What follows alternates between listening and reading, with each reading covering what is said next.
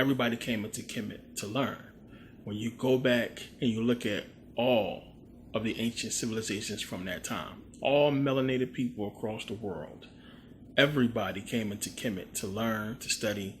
The ancient Egyptians taught these people how to basically run their civilizations and taught them a lot of stuff.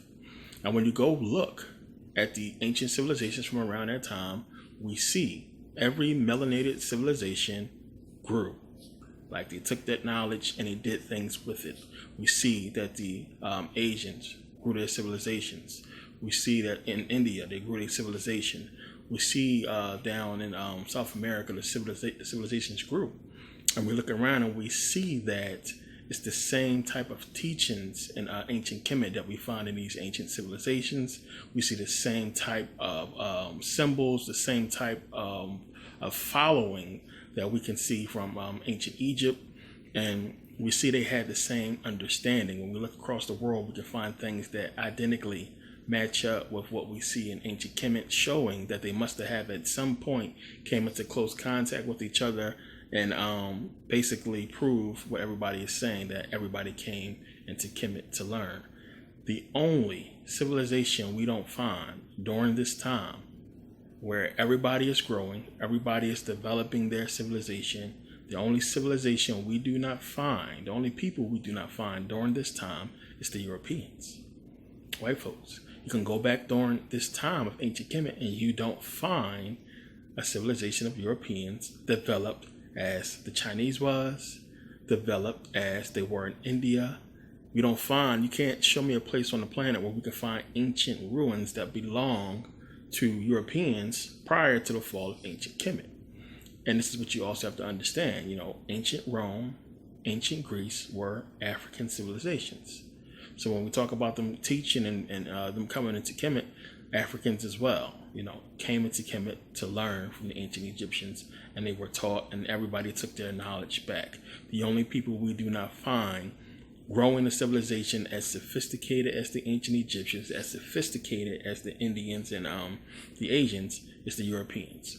We do not get a sophisticated European civilization until the conquest of ancient Kemet. When Kemet fell, this is where we eventually start getting the Greek philosophers and everything like that start to come into play after they stole the knowledge from ancient Kemet. So we know the ancient Egyptians taught math, they taught science, they taught about astrology, they taught a lot of things to these people who came in to learn. Now, it was a lot of stuff that you could learn, a lot of stuff that you can have hands-on training with, as far as the ancient Egyptians teaching about, crops and how to basically agriculture, everything like that. They taught everything. The difference was, the mystery school. In order for you to get accepted into the ancient Egyptian the mystery schools, you had to pass a series of tests. There was an initiation process. And the process was even tougher for anybody that wanted to become what the Egyptians call a hem-netcher or a hem-et-netcher, which means a male or female priest. In order to get that deep into the mystery schools, there was a process, and this is where the basis of basically meditation, yoga, chakra work, all this stuff comes from the knowledge and understanding of the healing process of Sikkim. Now, it says here, Egypt was then the cultural center of the world where everyone sought wisdom and learning, and scholars came far and wide to study in the temples. However, few made it through the arduous process of initiation into the priesthood. Some did succeed and took their teachings back to their homelands, where they taught others the sacred art of healing, of mysticism. Over the years, the teachings changed as the teachers developed and grew with their philosophy until each system had its own distinctive feel and energy. Now understand, this process, this test you had to take, was a process of understanding how to feel energy. And there was tests that you had to take to prove that you can feel and understand different types of energy. This was a major part in the healing process and understanding how the ancient Egyptians were able to do a lot of stuff that they did. Now, one of the reasons why, of course, that the Europeans couldn't pass this process is because the calcified pineal gland. We also understand that having a lack of melanin played a role in you not being able to understand and pass this part of the initiation process and feeling energy and everything like that. So we know that, you had Thales, you had Plato, Aristotle, Socrates, Pythagoras. We had a few ancient Greeks that were allowed to study in the ancient Egyptian mystery schools. And a lot of people say, well, they were Greeks. That's another thing you got to understand. A lot of these first, because there is not a long list, and it's something you really got to think about. Remember, we are living in a society that is controlled by the conquerors, not the conquered. So they are telling a false history, and it's up to us to be researchers and go out and to put forward what makes the most sense. And this is clearly one of the things that they hide. The thing is, there are so many reports and depictions that the first Greeks that were initiated into the mystery schools were black or indeed mixed race, mixed black and mixed Greek or mixed with something else, which is one of the reasons why they were able to pass the initiation process of the Sikkim and prove they were able to feel energy because they were melanated. And this is one of the things that is talked about in the book Black Athena, understanding that the original Greeks were black, of course, before conquest. And it's something I'm going to talk about in the Sacred Science Volume 1 that's coming up. This is a long series that's going to be good. But we're going to get into a lot of this stuff. But we're black. A lot of people know this already. When you look at the depictions we see of Socrates, a lot of people argue a lot of his features were black. And we know, as I said, about Black Athena. And it's so much other things to point to this being so. The reason being, one, is there's only a small amount of Greeks that we could point to that actually made it into this part, the priesthood or the mystery schools of the ancient Egyptians. You would think it would be more. You would think it would have been a lot more information. And then also, you would think if they really got in there and got the knowledge that they need, it would be no need to conquer Kemet. So it's going to make a lot of sense in a second. But yeah, it says here, the origins of ancient Greek civilization. Let's comment on the book by Barton Bernal. It says, Bernal rejects the theory that Greek civilization was founded by Indo-European settlers from Central Europe, which we know is bullshit. That theory, which Bernal calls the Aryan model, which it is, became generally accepted during the 19th century. Bernal defends instead what he calls the ancient model. The name refers to the fact that both Egyptians and Phoenician influences on the Greek world were widely accepted in antiquity. And this is easy for people to understand. One, you had the Aryans come down from the north after the Ice Age or what have you, started to come into what we know as Greece. And you had the Phoenicians there. Eventually, as the Greeks admit themselves, that they were the ones who basically, they got the alphabet from the Phoenicians, which the Phoenicians got the alphabet from the Egyptians because the Phoenicians were Egyptians. A lot of people get confused with the names. These are lazy black people, the Egyptians, Africans, whatever you want to call them. They, of course, was in that area. There's no reason for anybody to think otherwise, because we got to understand, one, if you're talking about Heraklion, which was that port, and we're talking about ancient Egyptians, Northern Africans being in that part of Africa for who knows how long. Of course, they would have, went north. Of course, they would be able to cross the Straits of Gibraltar to get over there from Spain and be in Europe, which they was. And if you ever flew from Egypt to Greece, it's not that far of a flight. It's really quick. You can fly right over there. Sailing, you can see how quick it would be to sail right across that area. It wouldn't take that long at all. On a boat, I flew back and forth between the two a few times. It wouldn't take them that long at all. But of course, they was in the area.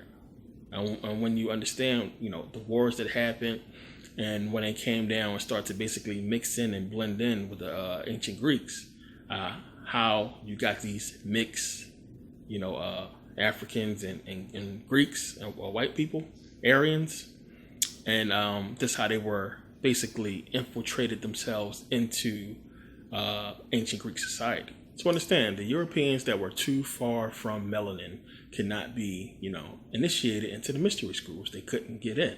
They couldn't pass the initiation. They couldn't pass the process. So eventually we know the Aryans, what they would have been called at this point, would go and mix in with every melanated civilization across the planet. And it's something you got to think of, connect the dots. You're in Kemet.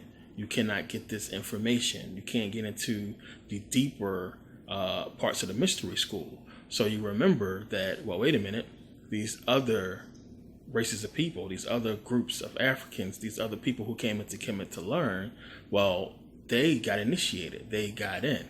Let's go to these people and see if we can get in, which they couldn't get in as well. The mystery schools, even still, they taught what they taught, but it's not 100% clear exactly what the ancient Egyptians taught them or how much they taught them.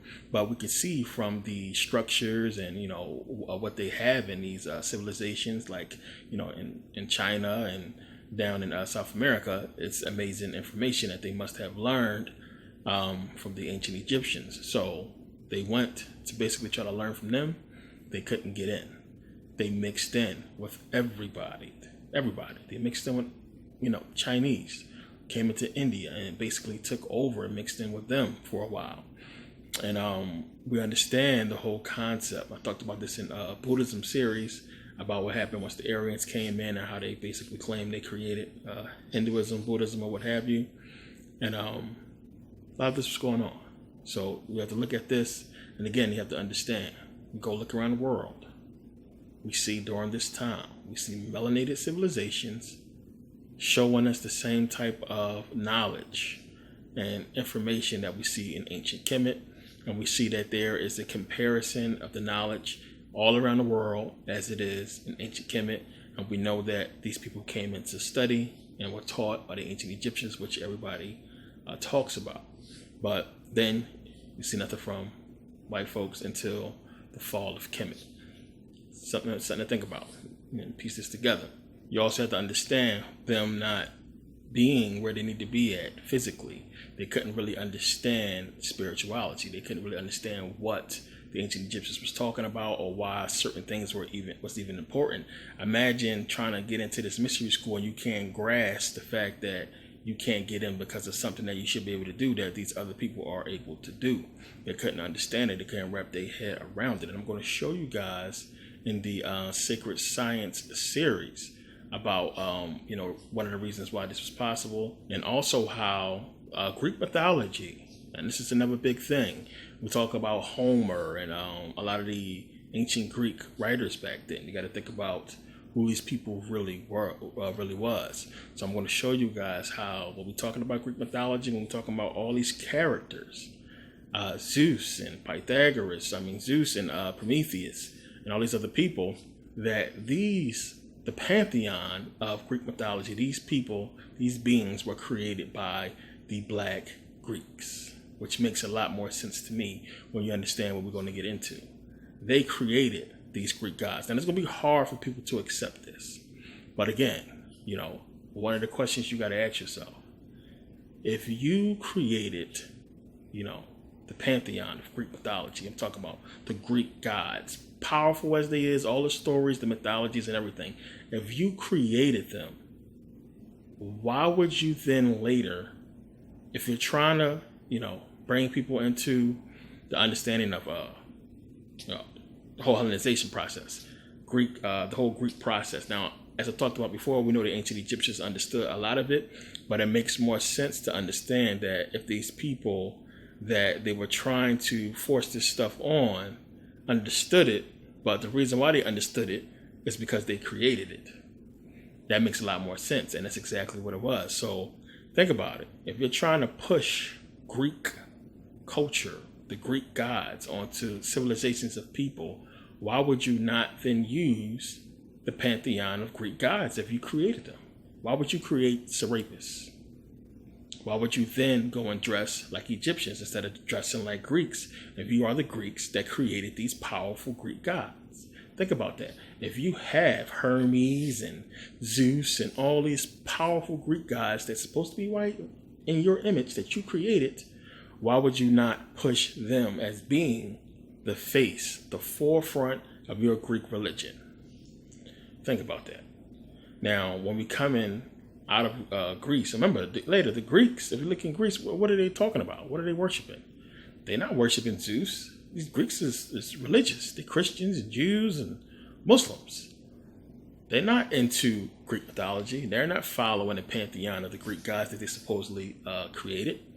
Makes more sense when you begin to understand. But we're going to get into that in sacred science. But you got to look at that and understand, creating Serapis and why it would make more sense for them to go ahead and double cross and stab the Egyptians in the back who did so much for them. It will make more sense. I mean, everything starts to come together when you think about the Egyptians helping to build the temple of Delphi and the temple of Zeus. It makes more sense them taking the time to do this if they were the ones that created it in the first place, black people. And why then, when it was destroyed, the Greeks never rebuilt it, still in ruins. They never tried to fix it, still in ruins. During the entire Hellenization process, they do not push these Greek gods. They don't push them across to everybody to try to force it onto the people. It's Serapis.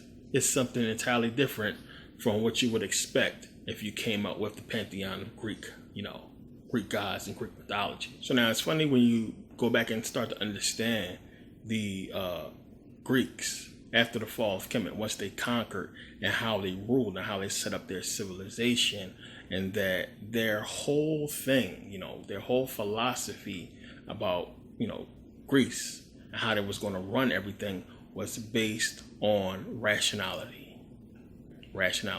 What makes sense? What's the best thing to do? What makes sense? And anybody that's basing stuff off of, rationality, what makes sense, shows you one that they don't have a sense of spirituality. Now, when you take something that should be dealt with on a spiritual level and you don't deal with it spiritually at all, instead you attack it on a rational level, you change the energy of that spirituality. You change the energy of spirituality into something else. And for the Greeks, what they did, they basically changed the energy of spirituality into the energy of materialism, because to them, stuff didn't make sense to do so for spiritual purposes, when to them, survival and everything that really was important had to do with material. Eat, build, stay warm, so on and so forth. So it's like, what is the point of doing this to cultivate what? If I can't grasp something spiritually, I got to worry about the physical, what I can experience, what's going on right now. So they basically based everything on the rational level of materialism. And in doing so, they created this energy of materialism. And we see that's exactly how everything basically began to spiral with them and begin to take shape as far as them building and going forward the way they went, them fighting over the lands the way they went. I mean, just think about it. It was like you had an organized process for a long time, and once they finally took over, they couldn't control themselves. The Wars of the Diadochi shows you there wasn't a spiritual process in sight. They killed each other. They didn't really care about anything. You had them come together. They couldn't rationally, separate the land. They was thinking about materialism. This is mine. I want this. This is better. And they fought and killed each other over our lands. So within their own frequency and atmosphere, they created this energy of materialism and began to basically conquer North Africa and the lands that was, formerly the ancient Egyptian empire. But now I'm going to read from Dark Light Consciousness about this particular point. And this is saying here, over the centuries, as our ancestral tribes migrated and crisscrossed the earth, interacting with local climate and ecology, the pineal gland has undergone varying forms of influence. In the northern climates of Europe, the pineal gland experienced some degree of calcification. There is less calcification among people of Asia, and the least amount of pineal gland calcification among people of more direct African background. This may have implications for mankind's experience of spirituality. I've been talking about this for a long time. Some researchers speculate that there is an association with pineal gland calcification and humankind's gradual descent into the world of both materialism and materialist philosophy. This is suggested because the pineal gland is universally associated from Descartes to Kemet with the capacity to subtly see the literal and spiritual light within us. As we move more into the material realm and lose more of our capacity For sensitivity to these realms, there is increasing pineal gland calcification. So the more material you are, the more your pineal gland calcifies because you're not spiritual. We are now at the point in our collective history where we are so deeply embedded in materialism that large numbers of us even doubt the existence of a spiritual reality itself, let alone the connection between the pineal gland and the capacity to see within. The present materialist world order is an abject rejection of every traditional and spiritual institution from the peoples of Africa, India, Europe, the Middle East, and Mesoamerica.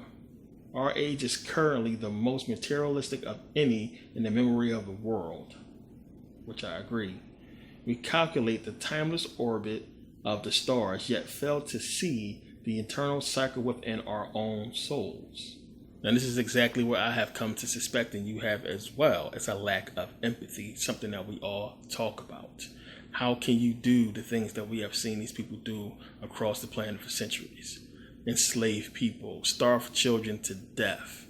You know, the things we've seen with 9/11, blowing up children in foreign countries and bringing buildings down on these people. It's a lack of empathy. It's clearly there. And there is a true love of materialism that we see with the Europeans. I mean, just look at everything that we've been seeing. I mean, look at the system they created. It's designed and created, to be basically, servant to money. Material, gold. If you got this material thing, you can be at a certain level. Everything that we are following has to do with materialistic stuff. It's very little spirituality, and they created a whole spiritual situation with religion that's really, it's really designed to basically make you want more material. I mean, it's giving you problems. It's causing conflict within yourself. But we look at how materialistic this stuff is. If you ever watch, I always talk about Meekum, the car auction, how these people can watch people starve to death in the street, kids starving to death, but go and bid, $1 million on a car that they're not really going to drive. We see this all the time. It's materialism. Everything is based off of it. How these people can basically, if you ever watch the show American Pickers, I talked about, these people be having, very expensive, rare cars and bikes and a lot of items that they don't want to part with, at all. They don't want to let it go. Dude come in there and be offering them all kinds of crazy money. I don't want to sell. It is more love in the material than it is, for the person. We see that how they are with animals because it's something that they can control. They love dogs more than they love humans. They love animals more than they love humans. They'll let a human, they'll march up and down the street for animal rights, right next to a bunch of homeless people that starving to death on the street. So how was you putting so much time and effort and organization into, animals than human people that you can help and put back on their feet quickly? But they don't do it. There's more love for the animal because it's something that they can control and possess. Plain and simple. We see that with materialism and everything. Everything that they do. It's a materialistic, world that they live in, and everything is based off of that. And it just seems to be more important than true spirituality. And we see that it's so. To put the value, so much value in materialistic things, and to base a society off of material rather than spirituality is something, that you gotta not have any feeling for in order to do so. That's why I talked about before how we see black people in church getting the Holy Spirit, the so-called Holy Ghost, and, getting real spiritual. The same stuff we see in voodoo. We never seen Europeans do this. Never seen white folks do this. We never see them get that emotional, that feeling when it has to do with spirituality as it pertains to, energy, religion, anything. That spirituality is not there. And we see how it's falsified with people like, Benny Hinn and all these people, these television evangelists that go around fraud and faking it for the money. because that's basically what it's about. Everything that they do, the reason why they are in the position they are in and structured the way they are, because they put more energy into the material than spirituality. We are way more rational and more understanding because we're like, it's not that serious. I'm not going to pay all this money for no car. I'm not going to pay all this money for that. And it's what they're changing within us, as you can see with hip hop culture.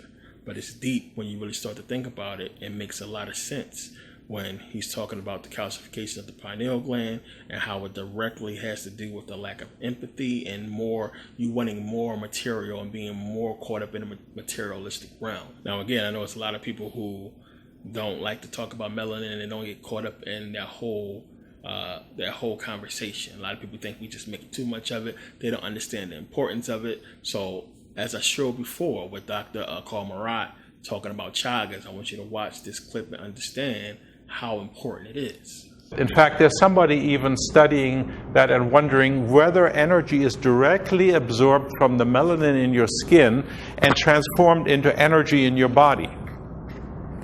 Okay? And they even think about could in the future, and they're developing this now, they're taking melanin and making batteries out of them that store energy from the sunlight directly. It might in fact become a future source of how we're going to generate energy.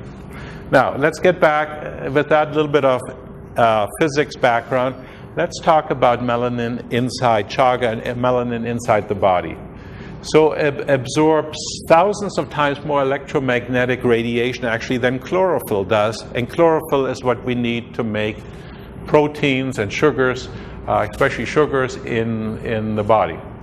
It exists in many other tissues, as I mentioned. It's actually a very important molecule in any woman who's having a baby because the fetus has all this melanin in it, as I'll show you.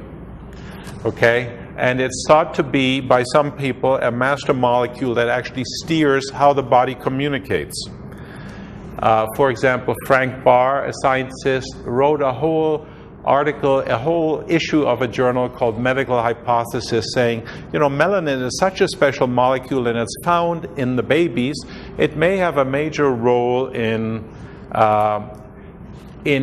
steering things in the body, in the whole regulatory system. Melanin's role in embryological organization, that's in the baby's organization, and tissue repair and tissue regeneration may be connected to the major role that it plays to balance the body, that's called homeostasis, in the autonomic, neuroendocrine, and immunological system. So in other words, melanin may play a much bigger role than just absorbing all this radiation, and when you get it into your body, it actually has a major effect on your immune system. Here's a picture of a baby at 35 days of pregnancy, and this is the eye of an embryo inside a mother. It's a very tiny little thing. Notice that the eye is pure melanin. That's an amazing picture, isn't it? To see all this melanin is inside, and when the embryo first forms, there is what's called the dark streak. It's all melanin. Okay, here's an example of a plant. It's an eggplant that has melanin in it and a genetically changed one that is no melanin in it. Notice the size of the two difference. I mean, this is an indirect indication that melanin, directly can transduce energy in the vegetable kingdom. Now, the body is a living matrix, and you really want to get this because this is kind of part of the operating system of your body. And I know that as we're talking about it, you really have to strain a little bit to stay with me, but I think it'll make some sense here.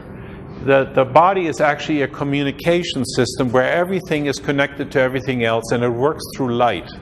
It works through light. It's called biophotons. And in this communication system, cells have connections to other cells called integrins, and electrons and light flows between cells. So it's like a supercomputer. Your body is like a supercomputer, and the skin is connected to every other part of the body. So now, as I pointed out before, one of the things he is clearly not saying in that video is that Africans already possess an abundance of melanin. So all the stuff I'm telling you that you're going to have problems with if you don't have this chagas or have this melanin, the blacks The Africans will not have this problem. They produce it naturally. It's all over them. Their organs are secreting in it. They have pure melanin all over, so they won't have these problems. So that's something you got to think about. It's a major imbalance. It's a big problem going on that they will not tell Europeans. They will not tell white folks about this stuff to really make sense of their issues. And it's one of the things I talked about before. You got to understand, before we was all on TV, and before we was even really allowed to be free and do all the stuff we was doing, crime was everywhere. It was all over the place. I talked about Dragnet and 1 Adam 12 and how it was showing only white folks on or committing all these crimes. Plain and simple. This is what was going on. This is what is a destructive society. And I believe that they were worried and scared that the people would eventually take over. Because at every point, just go back and look. Every time this government has put a law in place against these white folks, they said, fuck that shit. We go back to Prohibition. You had a whole crime organization across the country going against this government because of Prohibition, because they wanted their booze. They wanted that material possession. So Prohibition happened, and they basically had to end up saying, okay, we got to side with the people and make it legal because this crime is getting out of hand. It's the same thing with the mob. Look at what the mob did. They went against the government. They had organized crime because they say, you know what, this whole thing is a scam. It's about materialism. This stuff, these people is getting stuff. We supposed to sit around and work and be under they fucking thumb while they making all this money. We got to sit back and really work for this system. They understood it. So the mob did what they did. They went out and took until eventually they got with the program and they got organized and they had enough material possession and enough money to possess what they wanted. They put themselves in a position of power. It's exactly the MO of what these people do. So when they seen that this was going to keep happening, they had to flip the switch.